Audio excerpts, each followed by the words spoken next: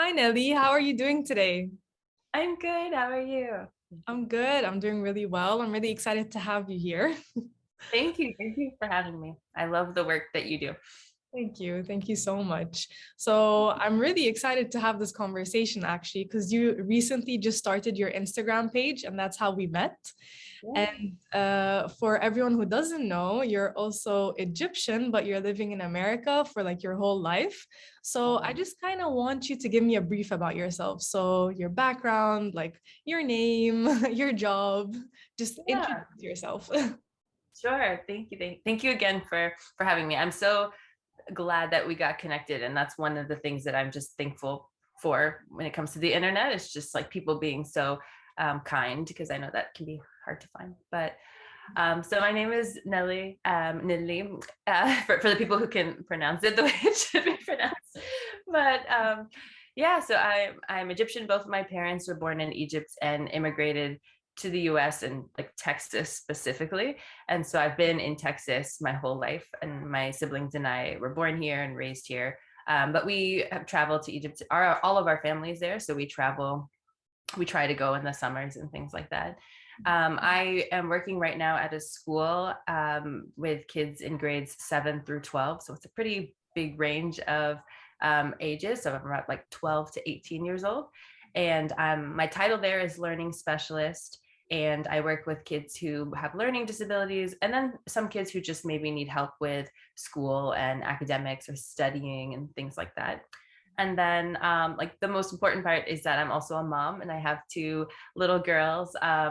They are 3 and then almost 10 months old. So you might hear them. Like, I'll warn you. So somebody just walks in, I'll try and give you a heads up. But that's kind of what my life is like these days. Okay, awesome, nice. So, what kind of got you interested into learning difficulties? I think for me, I always really liked school, and I kind of felt like it was a game that I got to play. Like, I got to go to school and do all these things, and I it took me a while to realize that we weren't all playing the same game.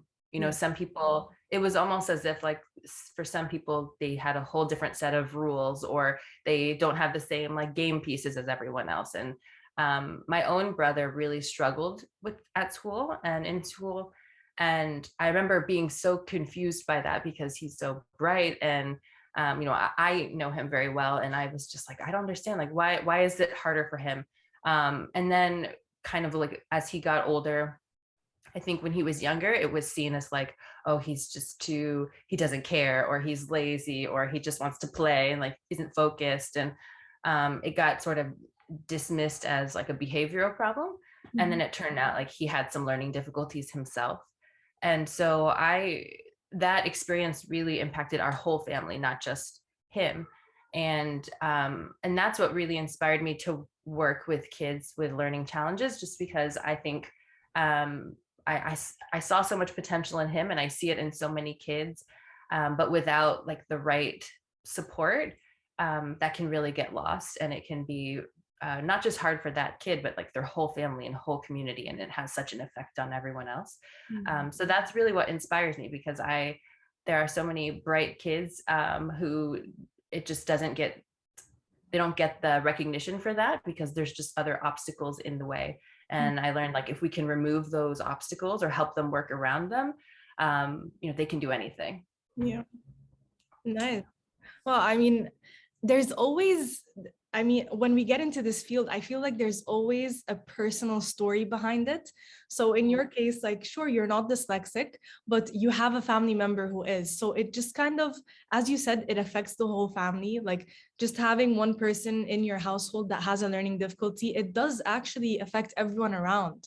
So it's really inspiring to hear that you felt the need, like because of your brother's difficulties and struggles in school, that you felt the need to make a difference, in the education system. And it's really good to see that you don't have to have a learning difficulty to get into this field. Have you can just be like inspired by someone or feel the need to like help someone who is struggling with a learning difficulty.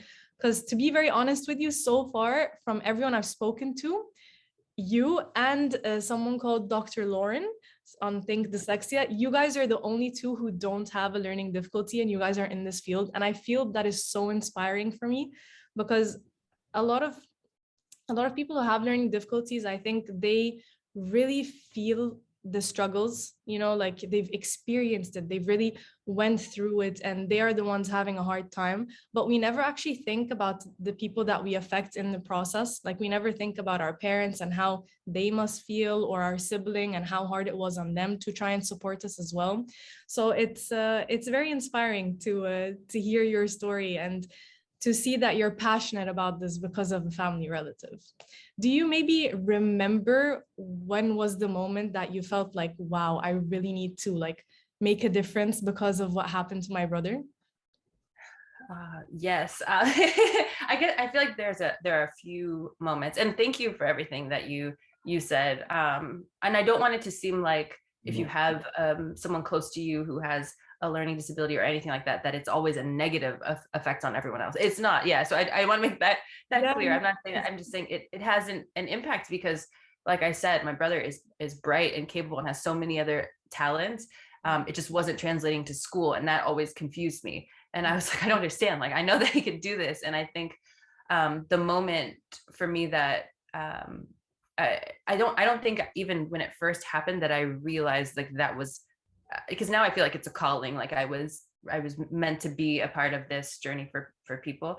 But I remember with him, just he was really young, and he would get like just awful like comments on his report card, and my parents were so upset, and they're like, I don't understand, like you're how come you're not doing this? And they got really upset with him.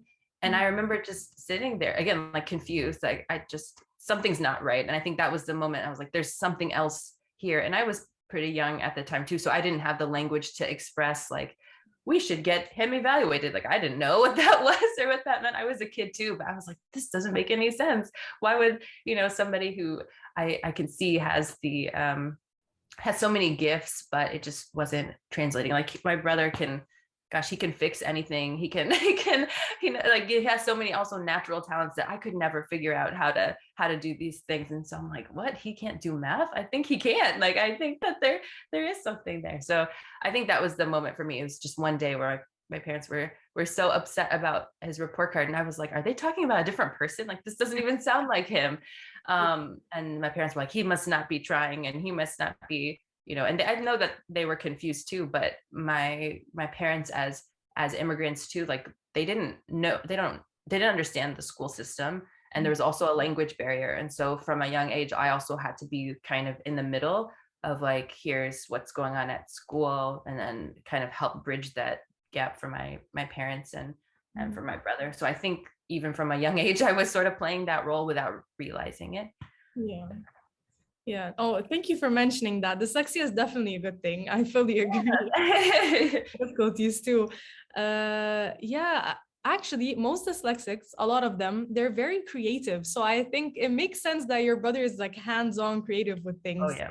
But yeah, it must have definitely the language barrier. I didn't realize that that was a bit of like a struggle for you when you were younger. I can definitely imagine it's always hard to be like in the middle. You have to really communicate and try your best to make everything as clear as possible. But honestly, you're doing a great job. Your position in the school is very beneficial, very helpful for everyone. It's very needed as well.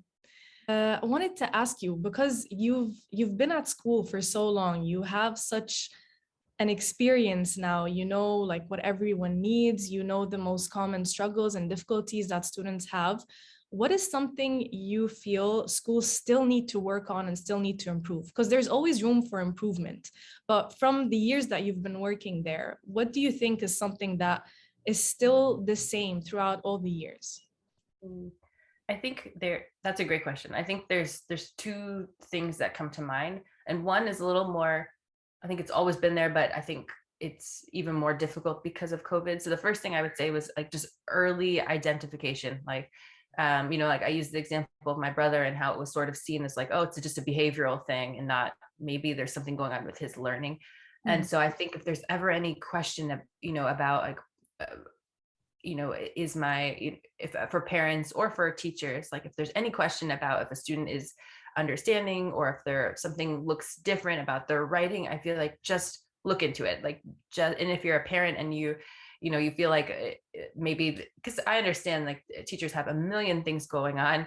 And if you're a parent and you're seeing things at home that concern you or make you wonder, like reach out to someone, either at the school or to me, to anyone, just to get another opinion. And you get it, because early identification can really change the trajectory for a kid. And so I think that like that's so important. But I think with COVID too, some people are like, oh, maybe it's just because of COVID that we're seeing like this gap or this, and even that might be true, but I would still say like just like look into it further just to make sure there isn't anything. And even if it's not if you were to get evaluated and there's no like diagnosis specifically, it's still important because you can see where those gaps are and kind of put something into place to help support learning that way. And then the other big thing that I see, and this is the most frustrating, is when I see in schools like programs or just ideas that are being shared that have no like evidence behind them, and just things that come up consistently. And I'm like, no, we know that this doesn't work. And like, here is what does work. And I think there's a big, it's getting better. And like, especially even on social media, I see a lot about like the science of reading, and that's wonderful. And I'm so excited to see that. I'm like, there are still schools. Like I was in my area also, I saw like recently a job posting that someone had shared, and it was like listing we need you to be able to like use this program and this, and I'm like, those don't work. Like we know that we're not supposed, like a balanced literacy approach and things like that. I'm like, no, we have to shift toward what we know works and can make a difference. And so those are the two big things I would say that we still have to work on. And I think social media does a good job of like raising awareness about some of those things. But there can be such a disconnect between like the research and what happens in like a university versus what's happening like in a classroom. And so that's been my goal, is like to help bridge that gap. Like I went to school for a long time and I have the PhD, so that sounds really fancy, but like that doesn't mean anything if we're not taking those things and using them in the classroom. That's true. Yeah, that's actually a very good point, because there's so much research out there. There's so much, and I'm not sure what it is. I think people are just too scared to do like something different, try like a whole new program or just something that they're not used to doing, because it's kind of like experimenting with something new. I think like if you take something completely different and there's a whole study about it, you really have to like study that very well and then start to like implement it in school. So yeah, that's a very good point. I didn't actually think about that one, but that's good. And this is something we really have to work on in Egypt as well, I think, because we're not very up to date, I would say. So in Egypt, like, yeah, we do have programs and a lot of centers have like their own thing going on for them. But I think a lot of them are very old fashioned. So it needs to be updated. Like we really need to stay updated on the new things and the new studies, like the new resources that are available for students. Everything is now in technology as well. So there's so many applications out there that are very, very helpful for kids. And I think we really need to start working on that, especially in Egypt. And yeah, but I mean, they have you in the school, so that's good. At least you're like trying to stay up to date with everything. Yeah.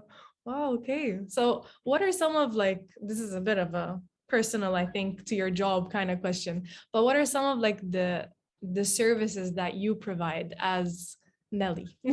So like give like extra classes, like how do you try to really, how do you see like improvement with the students? Like how do you kind of have like a one-to-one relationship with them?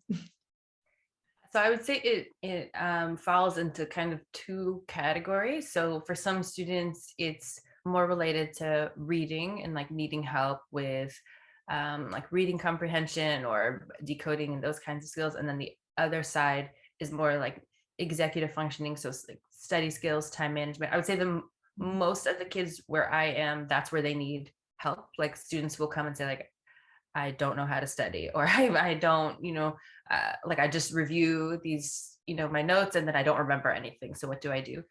So I would say like those are the two areas where I'm supporting students the most. And so for someone who might be struggling with like reading and reading comprehension, um, I'll kind of do like just a screener with them. And then I always say like the first time I meet with a student, I'm just going to ask you a lot of questions.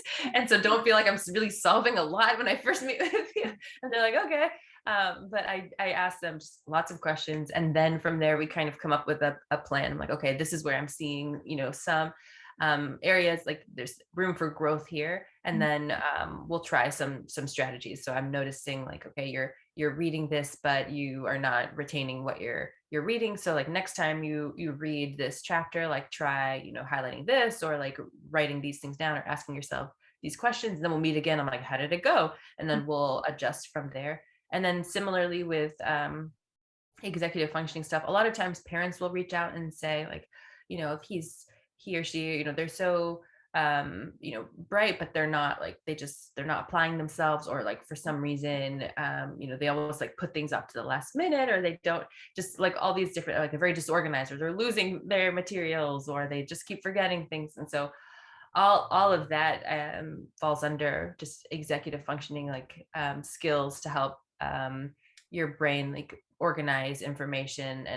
And so for those kinds of situations, I'll usually help students like with their schoolwork and help them like, okay, if you have a project, like here's how we can break that down into smaller parts. And then I'll meet with them.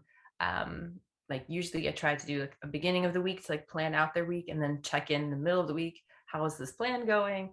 But it can look like a lot of things. Some kids just need help with time management because they're so busy outside of school too. Yeah. And they'll be like, I don't know, I have all these things to do and I don't know how I'm going to get them done. And so we'll literally figure out how they're going to get them done, and when to give themselves a break too, because it's not just about like check all these things off your list. It's, have time for yourself, have time for your family, have time to, do something with your friends on the weekend, and all of that. So that's kind of just the two areas where I find myself supporting students and families, really, because I always follow up with parents and let them know like, here's what we did today, and here's how how you can check in with them at home. Mhm. Wow, that's incredible. I mean, I wish we had you here in Egypt, to be honest. I wish you were here, because we really don't have this in schools. Like it's so upsetting, like there are teachers, of course, that care about their students, but just going that extra mile, like how you are, it's so inspiring. It's incredible. And we really, really need that here, because students need to feel like, someone cares about them, someone cares about their time management, for example, someone cares about their like after school activities and how to balance their life with their parents and their education. It's so important, because as a student, like I remember when I was younger, I really had a problem with all of this, just being able to, well, just being able to organize everything and just like have a smooth day. So having you there, supporting them in their education and their social life, and just in general, it's so important, and it's so refreshing to know that, there are people out there that are actually helping and making a difference in the students' lives. Oh, thank you. I need to just come back every day so you can say nice things to me, because it doesn't always, feel that way. I mean, like working in a school, you don't always, hear that. So I just really appreciate it. And thank you. No, really, you're doing a great job. I just hope you keep going. Stay motivated. I know sometimes it is hard, definitely, but yeah, keep it up. So we briefly spoke about students struggling in their education. So we also sometimes tend to neglect that they also struggle emotionally and socially. It's something we all kind of have a hard time with. What do you think about that? Yeah, I think that's very real, and I definitely see it with students all the time. Sometimes it's a lack of confidence. You know, I I can see their potential and I can see that they're doing better, but they feel like they're different, or that that maybe people just don't understand what it's like, and things like that. And that, I think, sometimes just the mindset. I feel like sometimes I'm just helping students um, to help them become more confident in themselves and to feel more empowered. but as a community, I think there's so much that can be done, and it's getting better, but so much that can be done to just rewrite that narrative. Like you mentioned, a lot of the dyslexics, are very creative people. And whenever I'm talking to teachers about students, I'm always quick to say like, okay, so here's where they, might struggle, but like there's all these other things like that they're great at. And so if you can incorporate art into this next assignment, I think that's going to be a great way to have them show you what they know without having to just write a whole paper about it. Like there's other ways to assess learning that play to those strengths. And I think helping teachers understand that, helping our world understand that.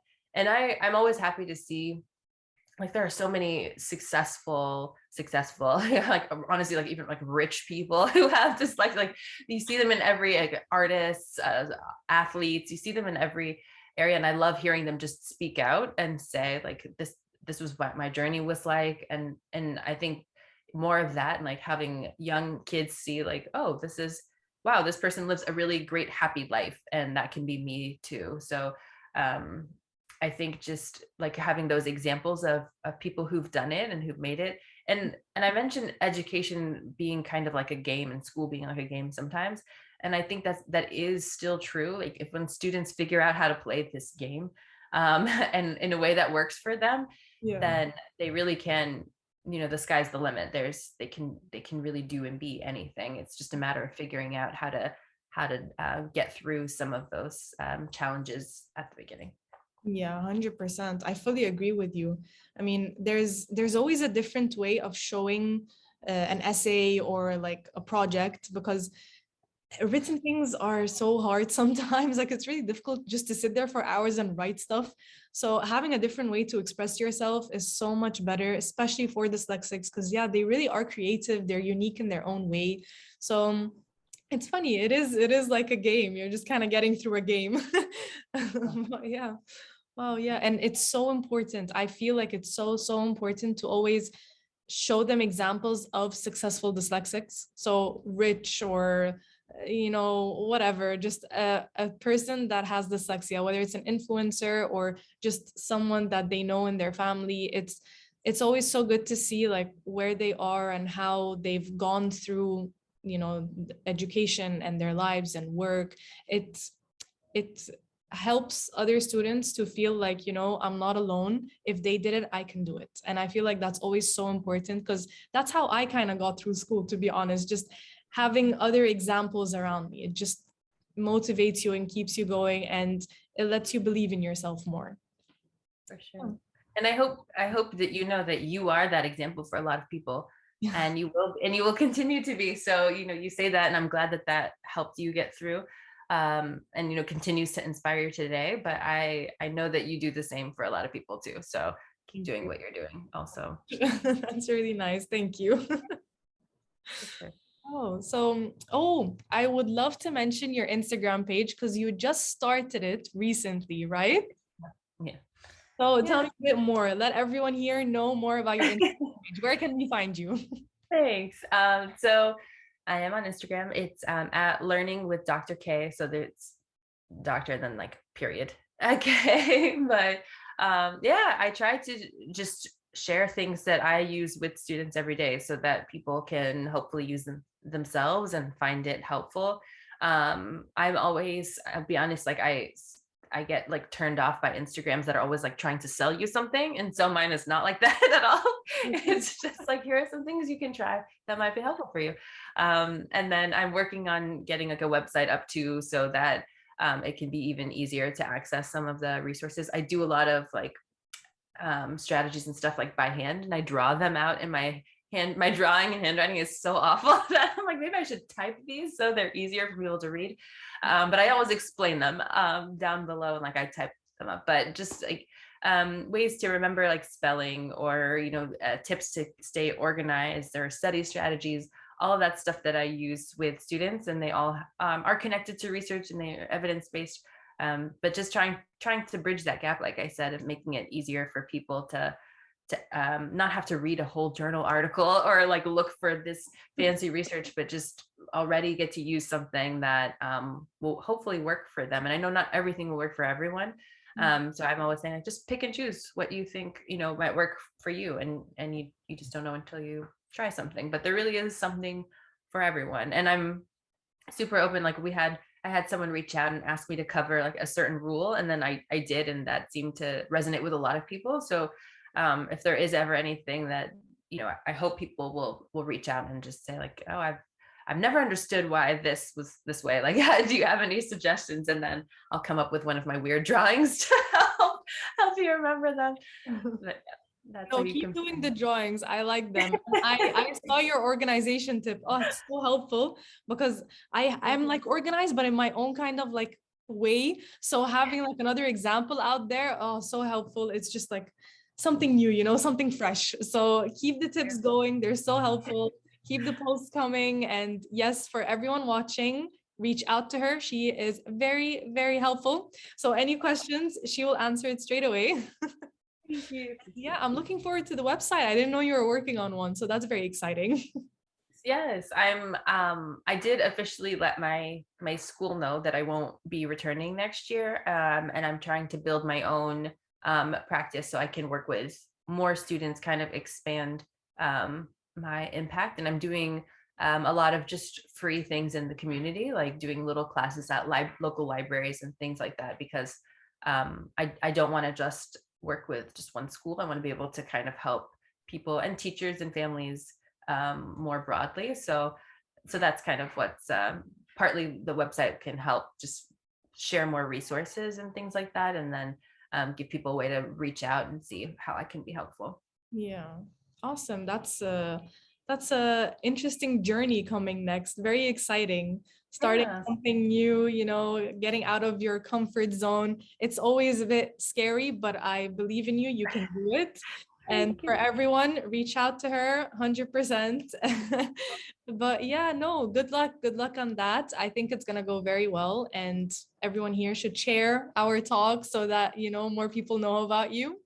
And yeah, that's very, very exciting. So to end this wonderful interview, is there anything you'd like to say, like to our viewers, just some inspiration just to keep going? No, I mean, I really the inspiration is to keep going. So if you are someone with a learning disability yourself, or someone you care about has one, gosh, keep going. Like it gets better, and there are people who will support you and be there for you. And even if there are, with every journey there are highs and lows, but you're not alone, and you're not going through it alone. And I think the community that you've built is huge, and you've really done such a wonderful job of just showcasing what dyslexia looks like around the world and for different people. And so I encourage people to stay connected to that, like stay where you find hope, because there's so much of it in the world if you look hard enough. Yeah. Oh, thank you. Thank you. And yeah, our community is amazing. There are so many people here on Instagram, Facebook, Twitter, everywhere. There's so many people talking about learning difficulties and supporting each other. And I'm so glad that you have joined this wonderful community. You're with us now. And for everyone else, come join. We're all so kind and helpful, and we're just trying to motivate each other and just help as much as we can. So it's really great to have you here on board. And I'm so, so glad that we were able to have this talk today. And yeah, I'm looking forward to the future, and hopefully maybe we can collaborate again on something new, exciting when you launch your website, maybe then we can talk about that again. Yeah, I would love that. Yeah. Yeah, no, it was great. It was so nice having you here. Thank you so much. Thank you. It's good to talk to you. Take care. Me too. All right. Well, we'll catch up later then. Okay, sounds good. Bye. Bye.